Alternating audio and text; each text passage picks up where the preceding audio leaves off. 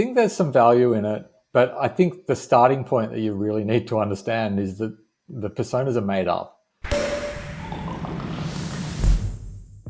Like someone just made them up. Like they sat down in the room and they said, what about someone like this? I think it's useful to a degree. So I think it's useful for one thing, which is that I think it's way too common, particularly in a big corporate where functions are more and more specialized, and it's very easy to lose sight of who the customer actually is and to actually understand who you're connecting to in an ad or something like that.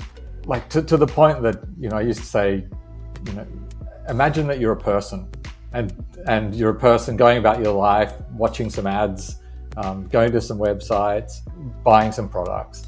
And I mean, it's a fascinating one because, where it comes up most often is, it comes up so often that people say, how many display ads do you have to see to be primed to search? It's like, well, you're a person. How many display ads did you see last time before you were primed to search? And they didn't, they never have, and that doesn't happen. So in that sense, they can be useful for grounding your thought to go, here's some types of people. Imagine you're this person, put yourself in someone's shoes. I think what often happens though is, as with many types of segmentation, it's not understood in terms of here's the specific problem and segmentation is this specific answer. Like the bounds of the problem aren't well understood. And so these things like personas go, our personas are great.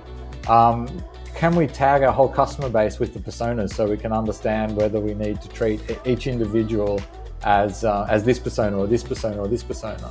And the answer to that should be a really quick no. If you're a consultant, you don't generally give many no's, and you can probably make a bit of money out of sending that to the data team, and they'll find a way to make the answer yes. I think that's where you end up with pretty poor usage of personas, where you take what's basically some made up characters and then try to shoehorn everyone in your customer base into these made up characters.